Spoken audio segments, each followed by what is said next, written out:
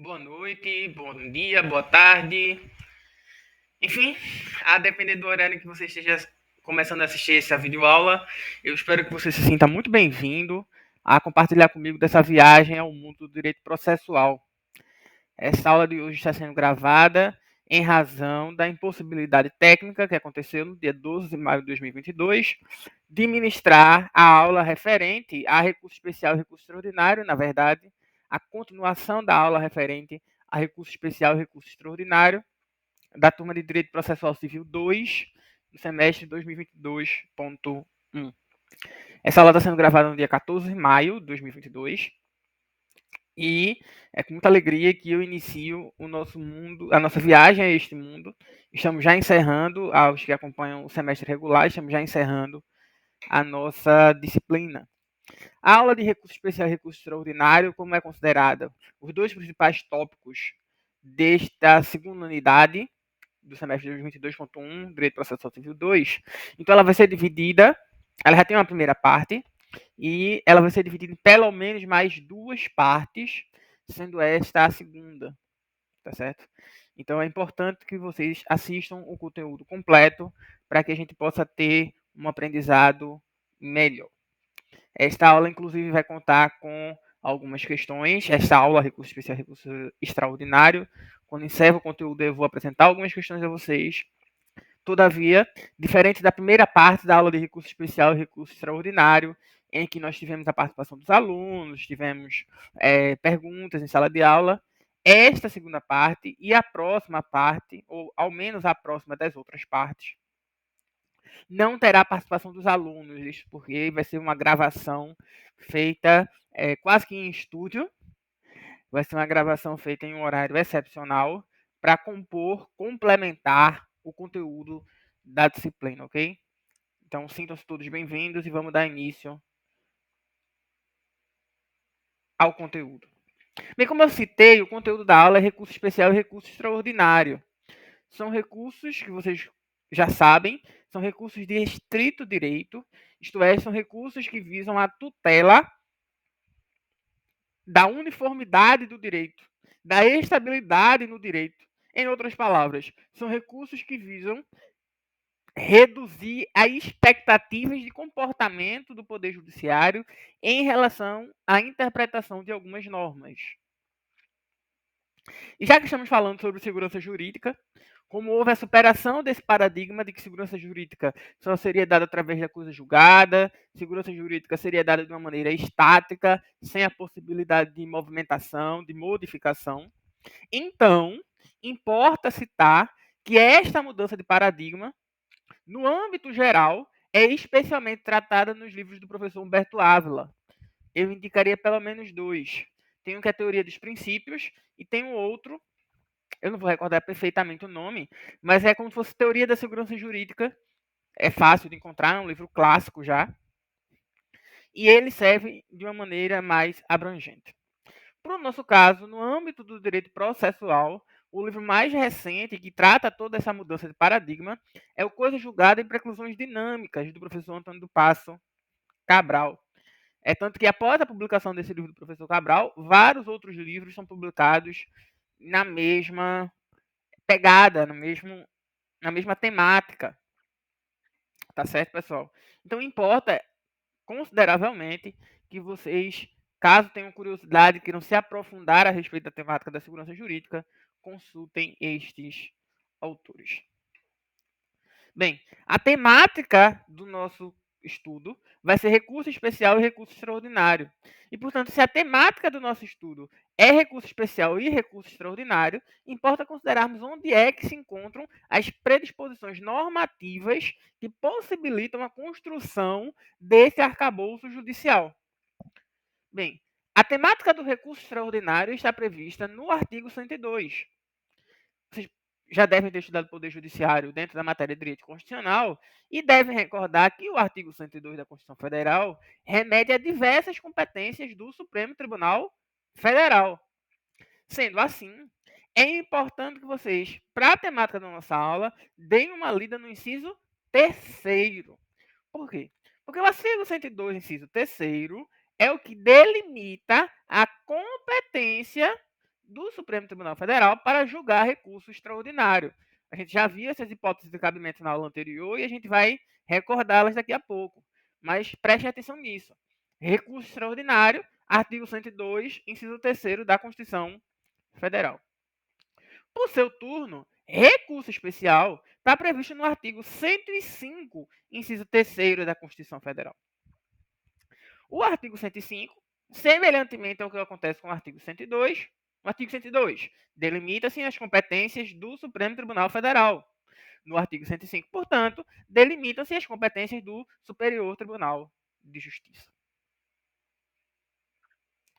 Bem, como eu falei, e a gente viu na aula passada, que recurso extraordinário e recurso especial são considerados espécies de recurso de estrito direito. Por quê? Porque no recurso especial e no recurso extraordinário, a tutela principal, a tutela precípua, não é, repito, não é a tutela subjetiva. Não é o litígio ali em jogo. Na verdade, no recurso extraordinário e no recurso especial, a tutela a princípio é do direito, é a interpretação do direito, é a uniformidade do direito. Portanto, são considerados recursos de estrito direito. Bem, mas professor, o senhor está afirmando isso, mas com base em que eu posso considerar que essa sua afirmativa é correta? Pois muito bem, eu coloco as súmulas 5 e 7 do STJ e coloco as súmulas 279 do STF como exemplos de como há uma limitação da forma como é tratado a temática do direito nesses recursos. Veja, a súmula 5 do STJ vai dizer: a simples interpretação de cláusula contratual não enseja recurso especial. Repito, a simples interpretação de cláusula contratual não enseja recurso especial.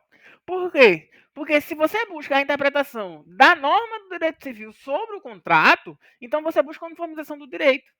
Por outro lado, se o que está contento, se o que há de controvérsia é a interpretação da norma na cláusula contratual, então é quase como se você dissesse, olha, a interpretação da norma da cláusula contratual, ela não modifica a norma do direito civil, do direito imobiliário. Ela pode modificar a relação jurídica específica de duas partes. E essa relação jurídica específica não cabe a mim, STJ, decidir. Nesse caso, cabe aos tribunais de justiça estaduais. Caso tenha algum interesse na União, cabe ao TRF, mas não cabe a mim, STJ. Idêntico sentido normativo é encontrado na súmula 7 do STJ. A súmula 7 do STJ vai dizer que, olha, a pretensão de simples reexame de prova não enseja recurso especial. É o quê? Isso mesmo. A pretensão de simples reexame de prova não enseja recurso especial. E também a gente pode ver isso na súmula 279 do STF. Para simples reexame de prova, não cabe recurso extraordinário. Para simples reexame de prova, não cabe recurso extraordinário. Desta forma, podemos afirmar que o RESP e o RE visam, antes de tutelar o interesse da parte, preservar a adequada aplicação do direito. Isto é, os fatos que são considerados no julgamento desses recursos, quando o ministro do STJ, quando o ministro do STF se depara para julgar os fatos de um determinado recurso, esses fatos são aqueles que já foram discutidos e indicados como verdadeiros nas instâncias ordinárias. Então, toda matéria probatória, ela se encerra perante o Tribunal de Justiça Estadual, ou TRF. Quando chega aos ministros do STF, quando chega aos ministros do STJ, toda matéria probatória que considerou verdadeira ou falsa a existência de determinados fatos da relação jurídica está encerrado. Aqueles fatos existem. O que há é, daqueles fatos decorre tal ou qual conclusão jurídica, e aí este é o debate que é levado aos tribunais superiores. Bem, então a gente começa a ver os pressupostos gerais de admissibilidade. Importa que a gente comece a analisar os pressupostos gerais de admissibilidade. E ao analisarmos os pressupostos gerais de admissibilidade, a gente tem nesse item 1.1.1 o que a gente já tinha visto antes. Isto é, as hipóteses de cabimento. Vocês vão recordar que o artigo 102 dá primeiro, recordem sempre, compete ao Supremo Tribunal Federal, principalmente, a guarda da Constituição. Compete ao STF, a guarda da Constituição. Então, recurso extraordinário é um recurso sobre a Constituição Federal. Perceba um segundo. Há um adjetivo aí que diz assim, olha, principalmente. Como? Principalmente. É o quê? Principalmente. Repete só mais uma vez. Principalmente. Principalmente porque, embora compita primariamente, principalmente, inicialmente, originariamente ao Supremo, à guarda da Constituição, também compete aos demais tribunais. A gente vai lembrar do controle difuso e constitucionalidade, habitualmente um controle concreto de constitucionalidade, e também compete a todos os cidadãos. A gente vai lembrar que a Carta Constitucional ela é dialógica, então ela dialoga com as instituições, ela dialoga com as relações jurídicas tidas ordinariamente na vida cotidiana. Mas foi muito bem. Compete ao STF a guarda da Constituição. E vai ter os incisos dizendo quais são as hipóteses e como é que o STF exerce a guarda dessa Constituição. E importa para a gente o inciso terceiro, que vai falar, olha, compete ao STF a guarda da Constituição, cabendo-lhe julgar, mediante recurso extraordinário, as causas decididas em única ou última instância, quando a decisão recorrida. E aí vai dar as alíneas, a linha A, B, C, D, depois a gente lê as alíneas. Mas aqui eu quero chamar a atenção para uma coisa. Perceba que no recurso extraordinário não há limitação de qual é o tribunal de origem. Então pode vir um recurso extraordinário oriundo do TST, oriundo do TSE, oriundo do STJ, pode vir um recurso extraordinário oriundo de um tribunal de justiça, pode vir de um tribunal regional federal. Enfim, existem diversas possibilidades de tribunais originários de recurso extraordinário. Porque a respeito de todas essas possibilidades, sempre há a necessidade de guarda da Constituição. Vocês vão lembrar lá da pirâmide de Kelsen, porque ela é o cume do ápice normativo. É nela que se encontra a norma originária do ordenamento.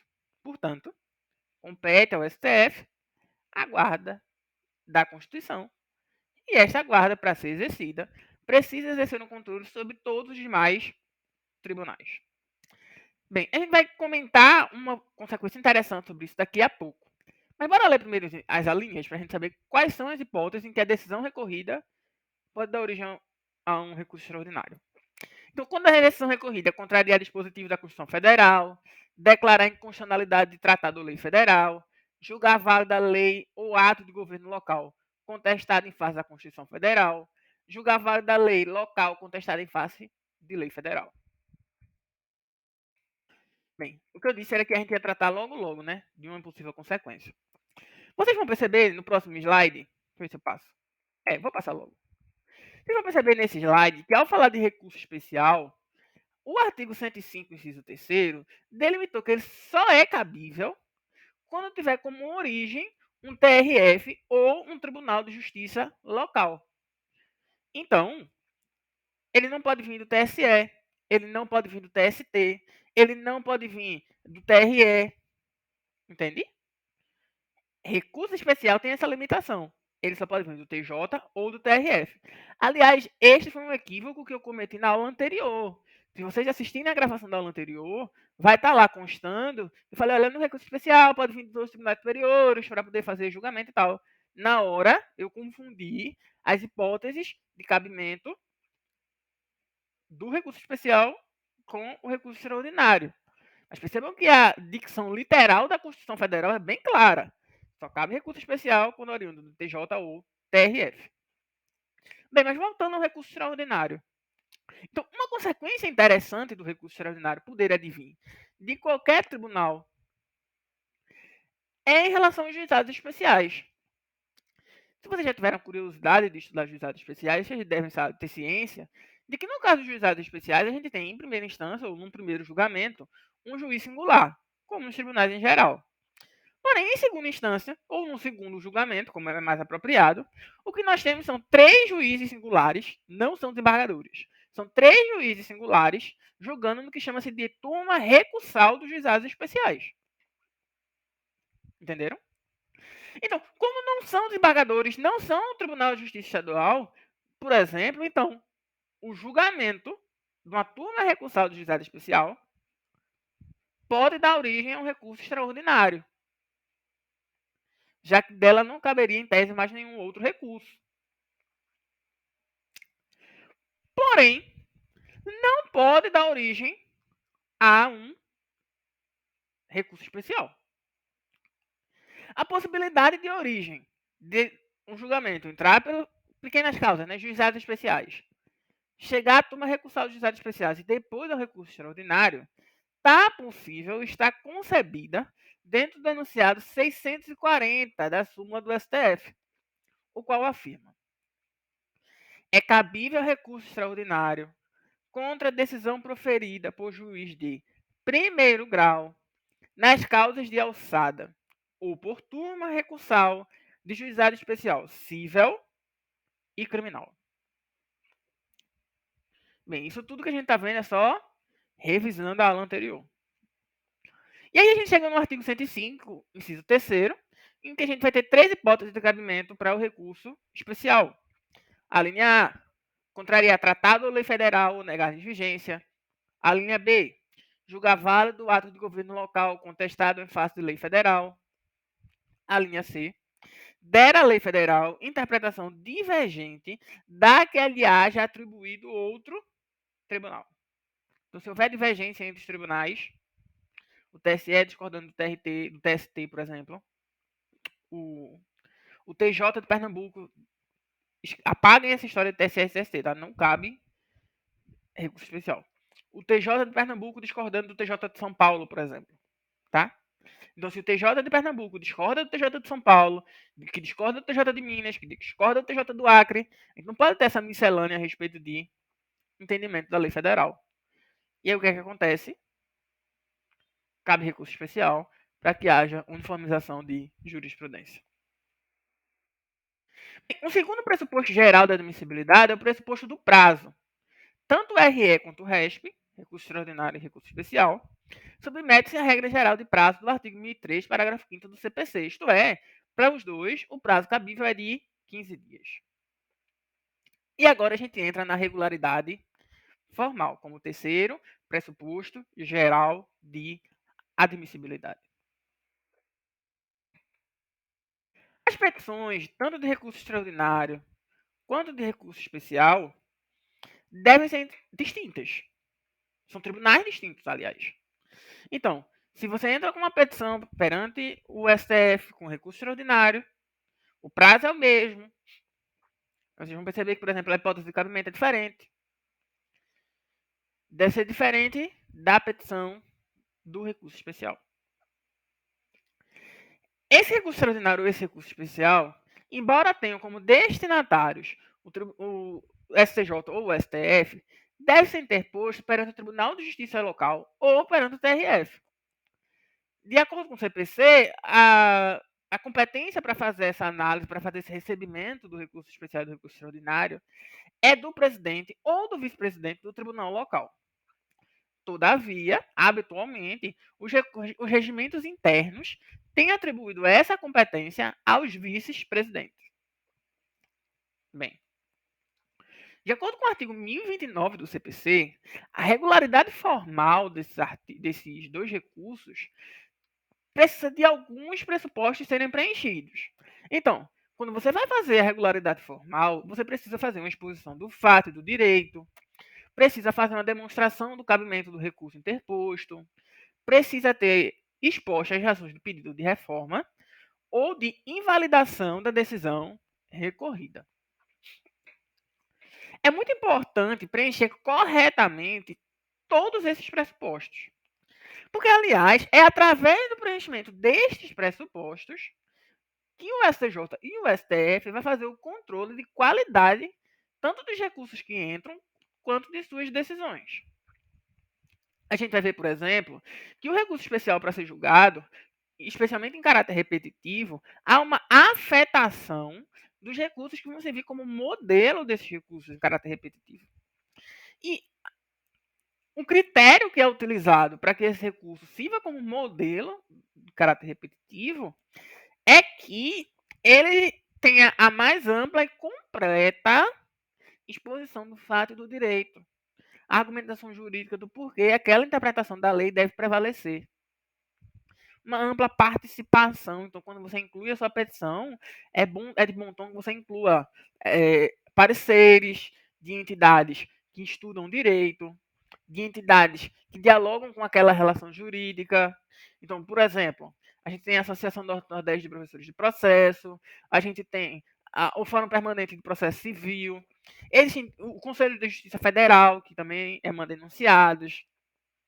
Mas a depender da temática, você pode acrescentar um parecer do Tribunal de Contas, você pode acrescentar um parecer do CAD, do CARF, entendeu? Então, é muito importante que você tenha uma pluralidade de argumentos, uma pluralidade de instituições que emitiram seus estudos a respeito daquela temática e aumentaram, engordaram a razoabilidade do seu argumento. A súmula 284 do STF vai agir para coibir o sentido contrário.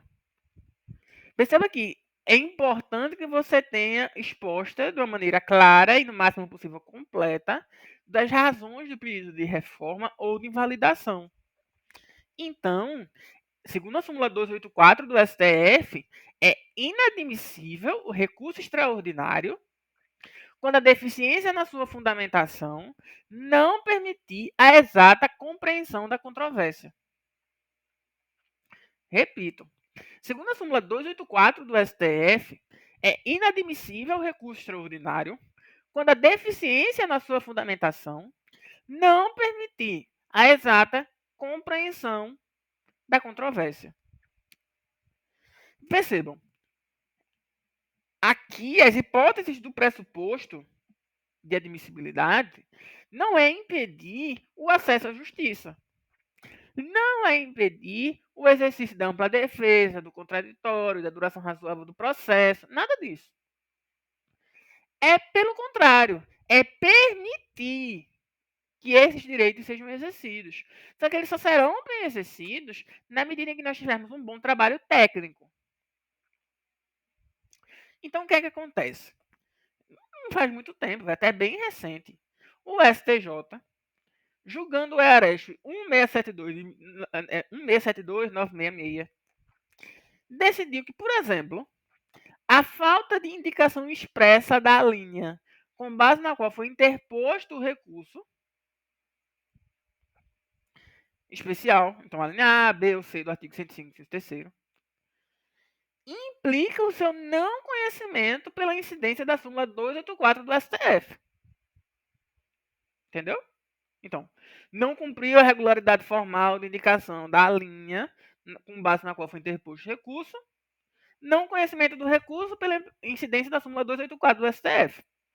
Entretanto, e aí a gente vem estudando o processo sempre a partir de uma leitura constitucional. Aqui, o princípio que vai agir é o princípio da instrumentalidade das formas. O colegiado do Superior Tribunal de Justiça considerou que, mesmo sem indicação da linha, é possível admitir o recurso em caráter excepcional. Excepcional significa dizer que não é uma praxe a admissão do recurso. Porém, quando a fundamentação do recurso conseguir demonstrar de forma inequívoca a hipótese de cabimento, então o que é que poderia acontecer muito? Esses escritórios são especializados em fazer RESP, RE, etc. Então o que é que poderia acontecer muito? Esses escritórios iam lá e faziam um RESP, expunham toda a fundamentação certinha, mas trocaram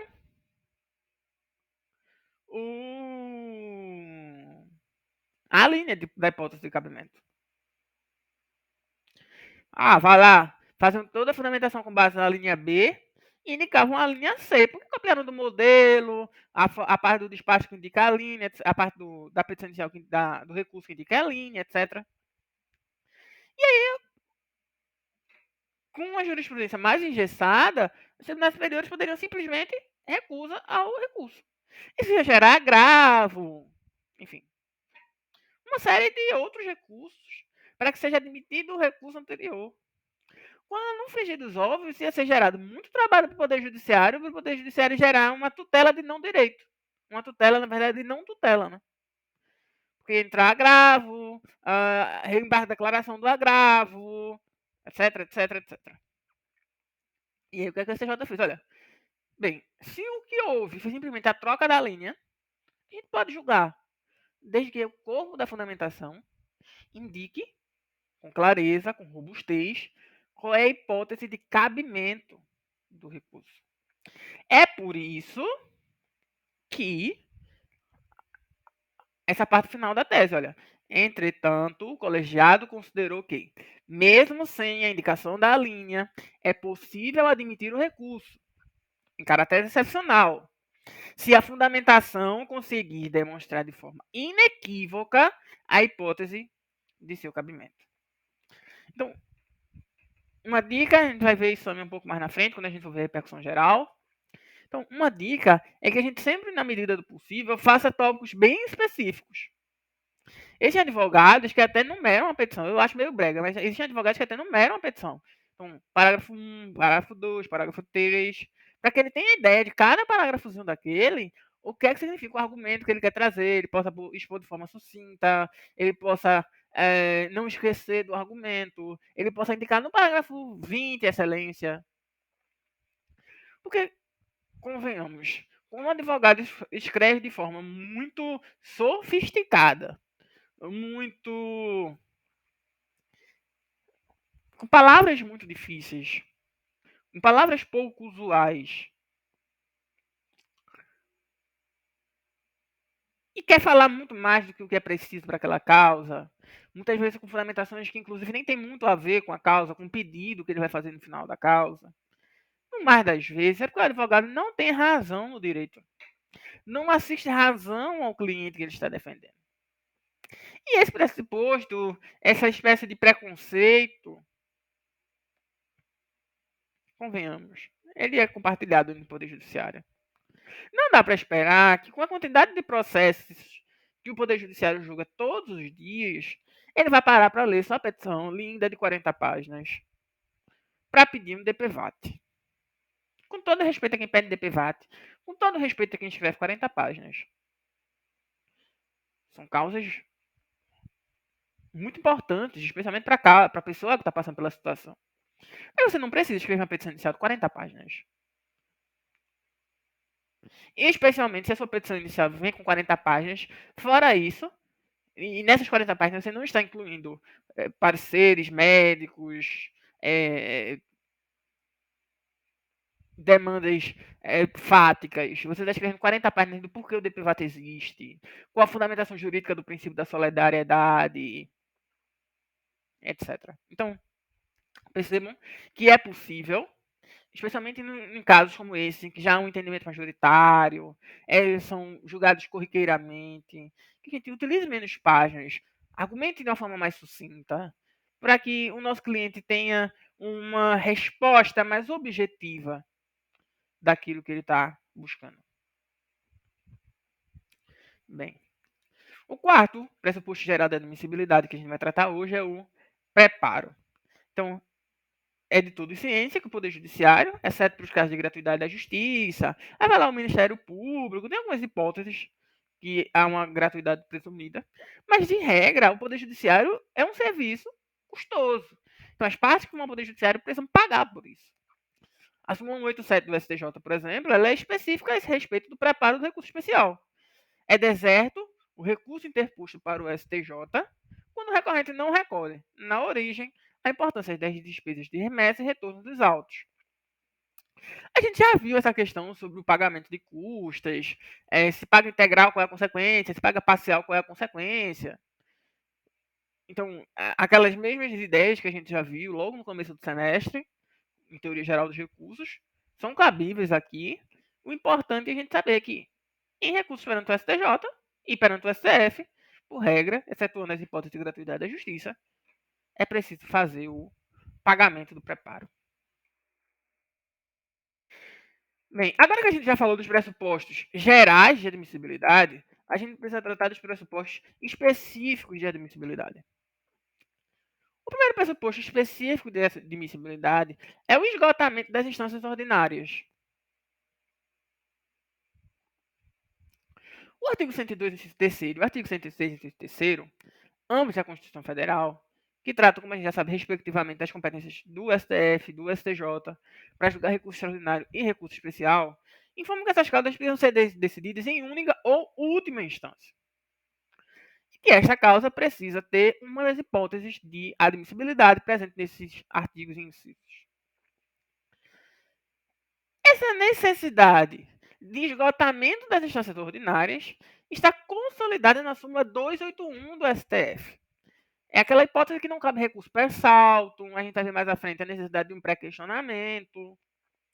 E está consolidado na súmula 281 do STF com o seguinte dizer, olha, é inadmissível o recurso extraordinário quando couber na justiça de origem recurso ordinário da decisão impugnada. Então, se cabe apelação, não cabe recurso especial. O segundo pressuposto específico de admissibilidade do RE e do RESP é o tal do pré-questionamento. Bem, o pré-questionamento, necessário independentemente da hipótese que justifica o cabimento, decorre da própria natureza e finalidade dos recursos de estrito direito. É que eles, ao invés de terem por objeto princípio a definição do objeto litigioso do processo, visam primeiramente aplicar de modo uniforme o direito em solução à controvérsia. Súmula 282 do STF. A gente viu a 281. É inadmissível recurso extraordinário quando couber na justiça de origem, recurso ordinário da decisão impugnada. E agora a gente vai ver a 282. É inadmissível o recurso extraordinário quando não ventilada na decisão recorrida a questão federal suscitada. Então, se você está com um processo, quer levar ele para o STF, quer levar ele para o STJ, é muito importante que desde o primeiro momento você coloque um tópico chamado pré-questionamento e diga, olha, estou para fim de pré-questionamentos, peço que Vossa Excelência se manifeste a respeito do artigo tal, tal, tal do CPC, tal, tal, tal do Código Civil, tal, tal, tal da Constituição Federal. Ok? A súmula 356 do STF também colabora nisso. Olha, o ponto omisso da decisão, sobre o qual não foram opostos embargos declaratórios, não pode ser objeto de recurso extraordinário. Oi? Sim. E por que não pode ser? Porque falta o requisito do pré-questionamento. E para sanar esse requisito do pré-questionamento, surgiram os famosos embargos de declaração para fins de pré-questionamento. Bem, o entendimento dominante no STF sempre foi no sentido de que o ponto omitido pelo acórdão recorrido, desde que opostos embargos de declaração e diante da recusa da instância de origem se manifestar sobre ele. Então, o acórdão não quis se manifestar sobre um ponto em que eu pedi no recurso de apelação. Saiu o acórdão, eu entrei com embargo de declaração para fim de questionamento com os artigos que eu queria que o tribunal se manifestasse. Mais uma vez, o tribunal não se manifestou. Qual é o entendimento do STF? Como eu entrei com embargo de declaração para fim de pré-questionamento, então, cabe o recurso extraordinário para análise daqueles artigos que eu pré-questionei em relação à causa que o tribunal está julgando. Então, em outras palavras, o que se afirma é que o STF sempre admitiu o pré-questionamento ficto, que é esse que é imposto por um embargo de declaração para fim de questionamento, ainda que o tribunal sobre ele não queira se manifestar, e dessa forma o STF dava uma suavizada na austeridade literal do enunciado da súmula 356 que a gente viu há pouco. Esta ideia, que sempre foi dominante na jurisprudência do STF, consolidou-se a partir do artigo 1025 do CPC.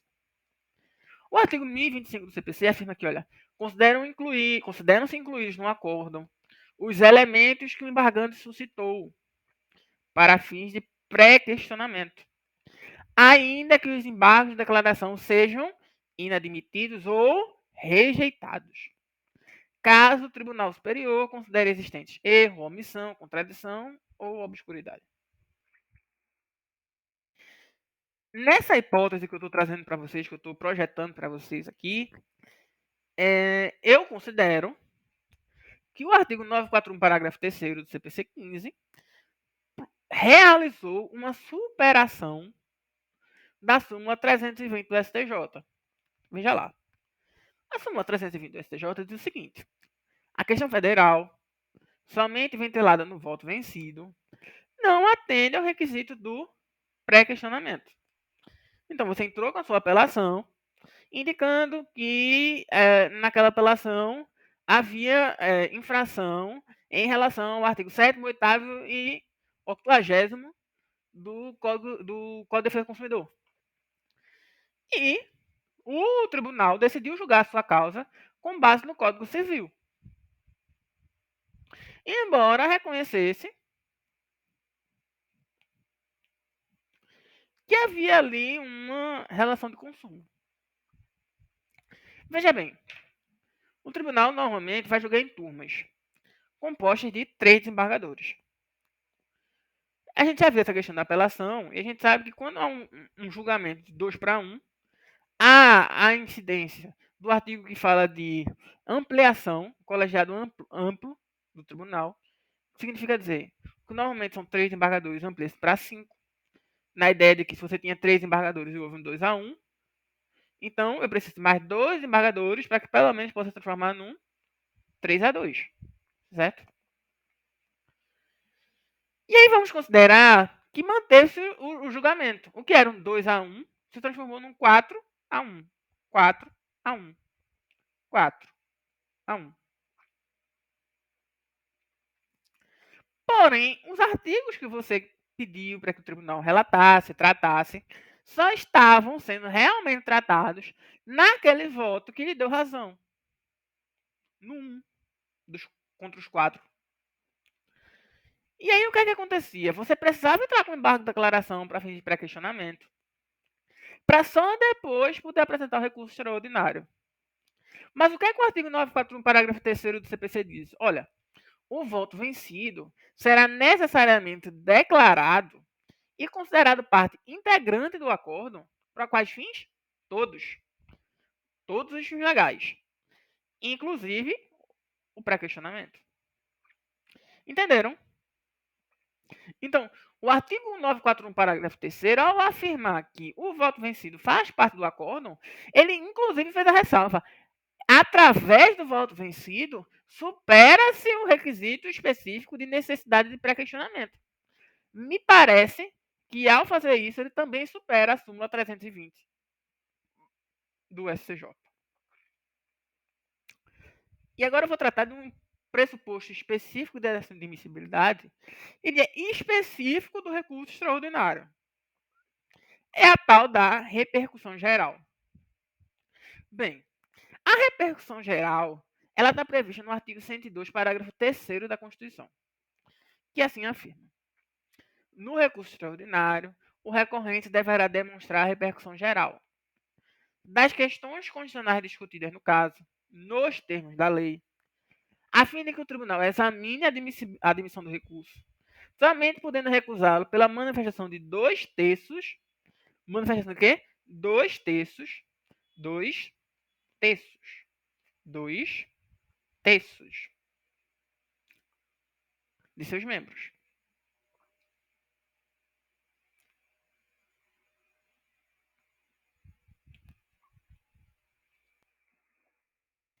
Bora lá tratar da repercussão geral.